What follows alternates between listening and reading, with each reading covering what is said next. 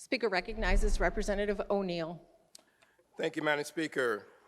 May I also have the privilege to speak to the entire package? Thank you. I rise today to oppose this election package.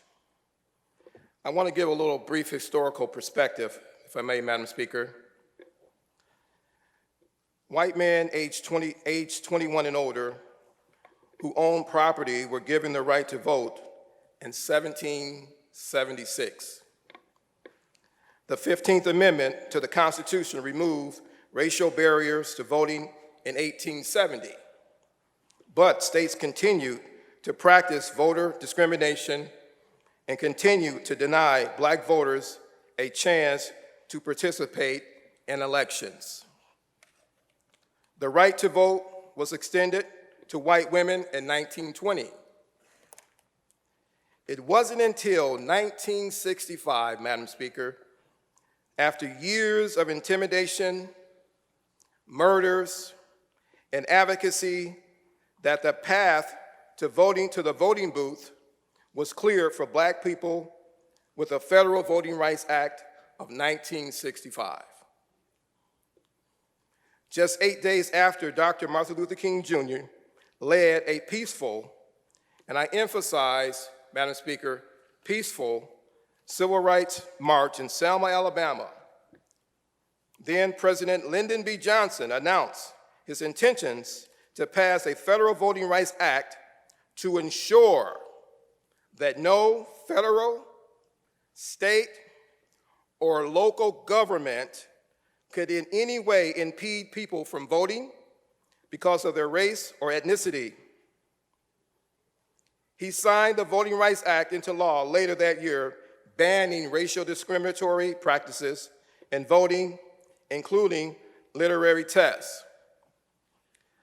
Originally, legislators hoped that within 5 years of its passage, the issues surrounding the 1965 Voting Rights Act would be resolved, and there would be no further need for its enforcement to related provisions. Madam Speaker, they were wrong.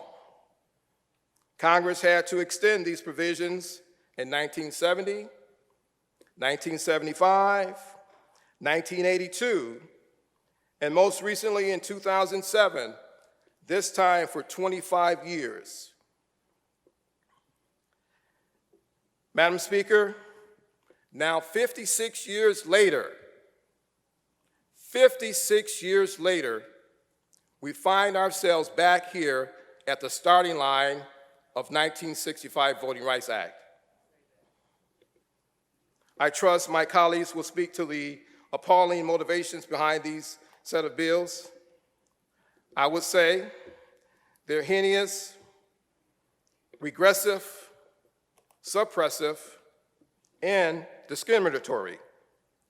Madam Speaker, these bills chip away at the very foundation of our fundamental American rights. They make voting harder for seniors, college students, and the disabled. But I find myself compelled to speak to the mayors of these bills, Madam Speaker.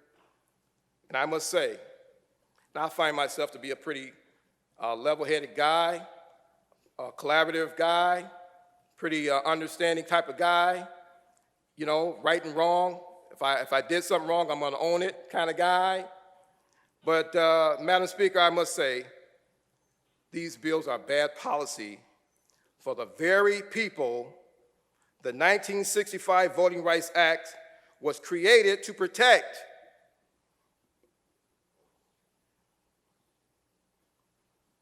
Think about that, Madam Speaker.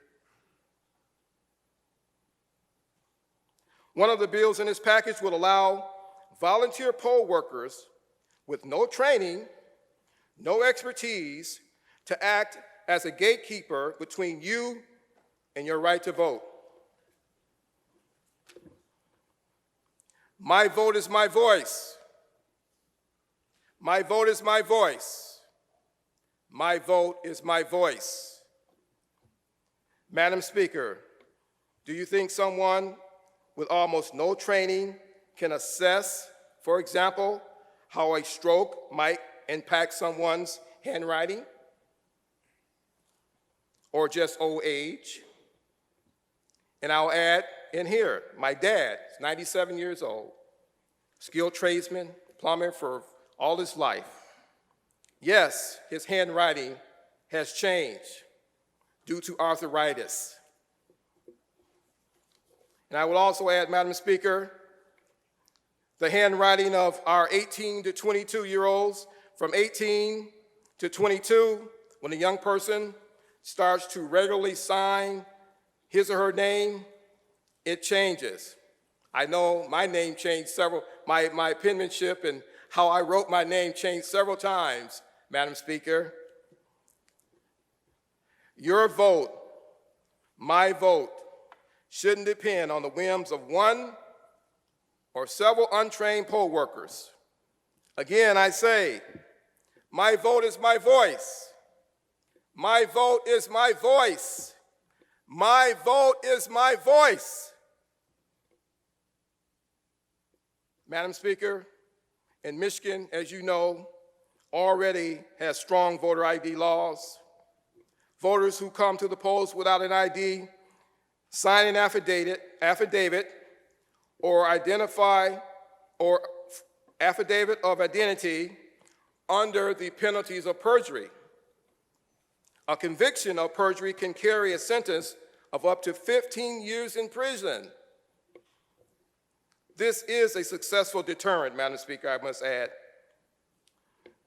Audit after audit, lawsuit after lawsuit show the same thing, Madam Speaker. We do have a secure election. We did have a secure election in 2020. And Madam Speaker, what more will it take for us to prove to the people?